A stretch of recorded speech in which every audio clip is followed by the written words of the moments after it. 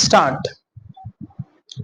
The next item of expenditure which has attracted my notice is the expenditure on pensions.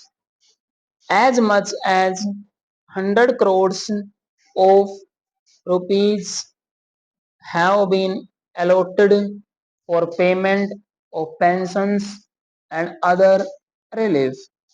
May I once more point out to the Finance Ministry the hardship which people who have commuted their pension are suffering from.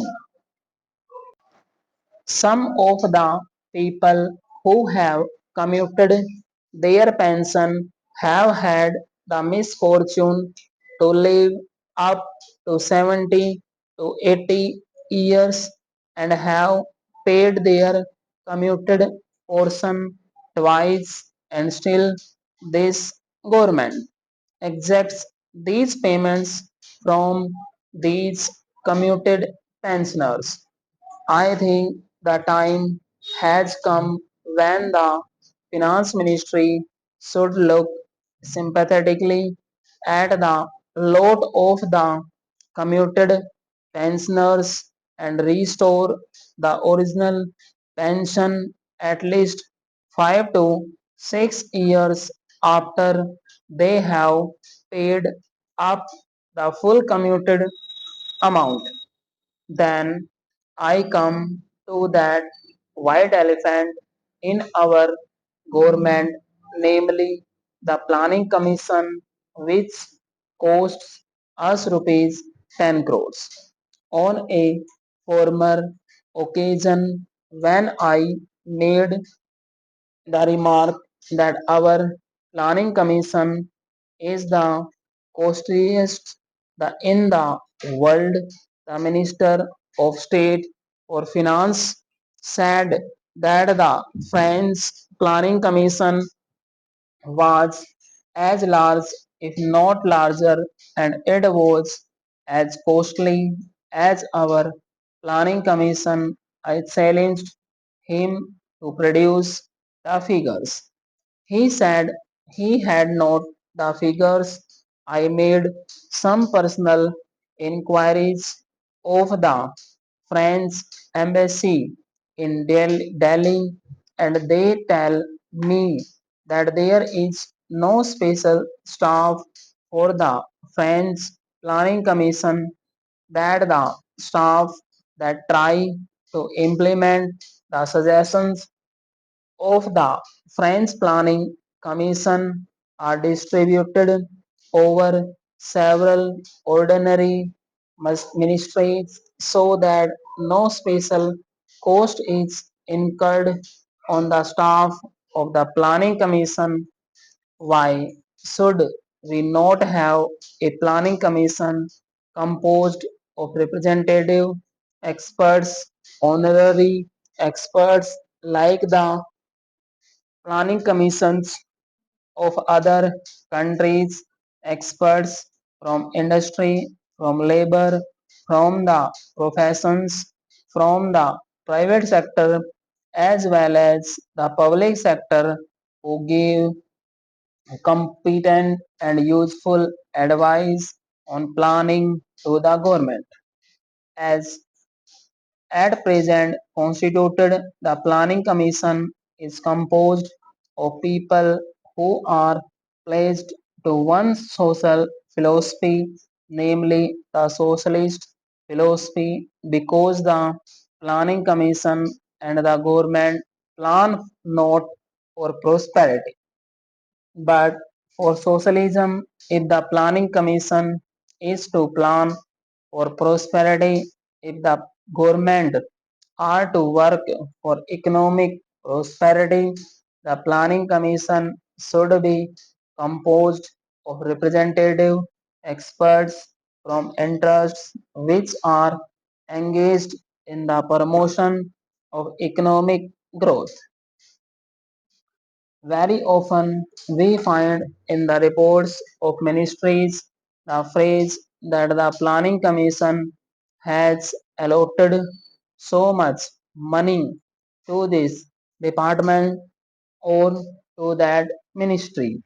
Who or what is the planning commission to allot sums of money? It is the government departments that should allot. It is the ministry, the cabinet that should allot sums of money to this or that department. That shows that the planning commission has become another department of government. If it has become another department of government, then why should it not be brought into the general system of government? In the administration made a regular department of government so that it may be made responsible to this house. Now it is a body with power but without responsibility. It is time, therefore, that the government made up its mind to make an honest woman out of the planning commission. Then another ministry which attracts criticism is the Ministry of Housing, which is also charged with the solution of the housing problem in this country. In order to solve the immense housing problem of this country indicated by the calculations of the planning commission itself, in order to place the housing position of India on a satisfactory footing, as many as 50 million rural houses have to be reconstructed. How can rupees 46 crores go towards the reconstruction of even a small proportion of this large number? I made a suggestion to the consultative committee of the Ministry of Housing that the government should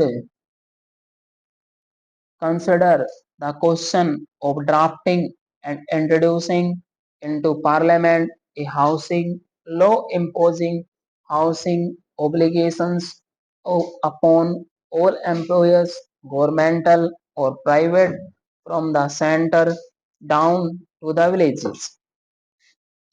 I was told of certain practical difficulties which stood in the way. One difficulty pointed out by the ministry was that investment on industrial development would be considerably reduced if so much money was spent on housing. But has the government considered that housing itself is an investment, an economic investment?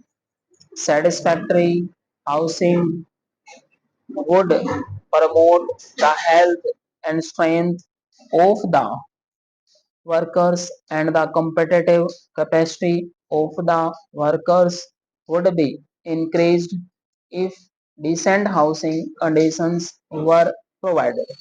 Another objection raised to the drafting and introduction of a housing law by the ministry was that it should increase the cost of production, and therefore in a competitive market, in a competitive world market, we would not be able to sell our still goods. This was exactly the excuse raised during the British days, that if the wages of the workers were increased, we could not compete in the world market. Therefore, the wages of the workers had to suffer all along. Stop.